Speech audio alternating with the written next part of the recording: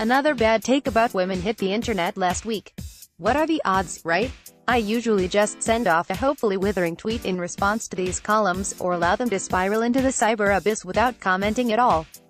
But I haven't been able to stop thinking about this one, and I have some actual things to say about it, so here we go. The piece in question came from Jason Lisk, managing editor of The Big Lead.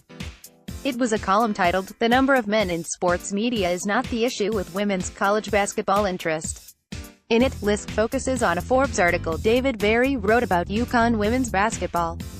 Berry states UConn's dominance is not bad for women's college basketball in the same way Alabama's success has not been detrimental to college football. He explains and provides evidence for how, from a historic and economic perspective, one team's greatness does not have a negative effect on a conference or league. What Lisk takes issue with is a statistic Berry cites as the reason fewer people care about women's sports, that sports media is overwhelmingly male. In Lisk's opinion, it is not the makeup of newsrooms, nor the coverage they devote, that drives interest in a topic. Rather, it is interest in a topic that drives coverage.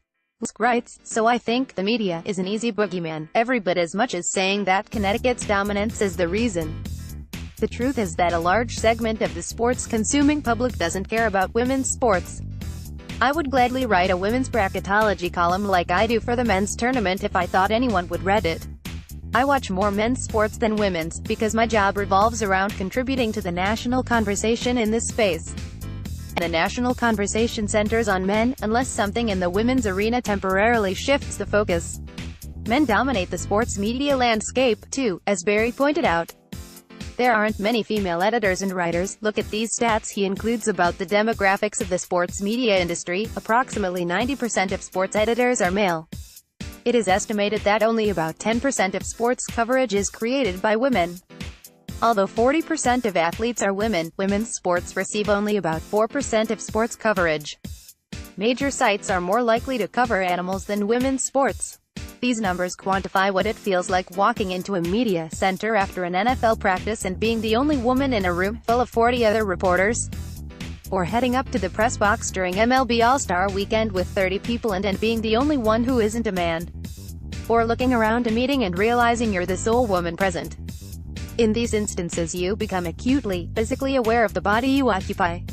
Something has to change. An industry this homogeneous is detrimental to its product.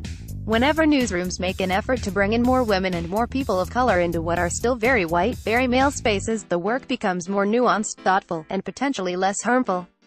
Having more, or any, women in the room means someone with a different viewpoint is there to read questionable articles, say, perhaps Lisk's take on why people don't watch women's sports before they publish.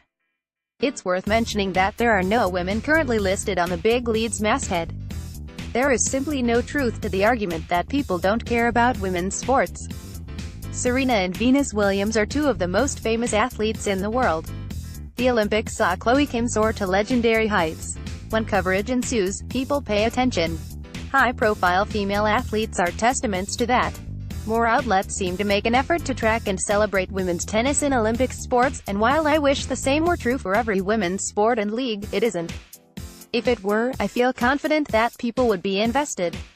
It's important to note there are many outlets and many individual reporters making concerted efforts to rectify this. That job, however, should not fall expressly to women. I don't think it should be required of me just because I am one. Even if the makeup of the industry stays the same forever, men who work in it should be concerned that only 4% of articles on their websites are devoted to women's sports. Especially men like Lisk, who, as the editor of a site, it is in a position to make a difference. It actually seems bizarre that he wouldn't try to, given that he says he's the father of 2 daughters, one of whom plays basketball and is working on her crossover and can shoot from outside in 3rd grade. He goes on, "I want her to succeed in every way possible and have all the opportunities ahead of her in whatever she chooses. Once and for all, being a father of daughters is not a get-out-of-sexism free card. Men, print that sentence out, tape it to the wall above your desk, and please stop using the point to make terrible arguments. Because the fact is right now, if someone's daughter wanted the opportunity to succeed as a professional athlete, she wouldn't get paid nearly as much, or have a shot at being as famous as a man equal to her ability. She would not have the same chances as a boy her age, no matter how good she is. Perhaps if people paid more attention, the market would shift, and she would see her potential salary and reach start to approach that of her male counterparts. But that interest won't happen if coverage doesn't increase. It's short-sighted to argue that writing about something won't drive awareness, and frankly, baffling coming from the managing editor of a sports outlet. It's been proven time and time again that representing all types of people on screen validates people's own personal experiences. It creates engagement because it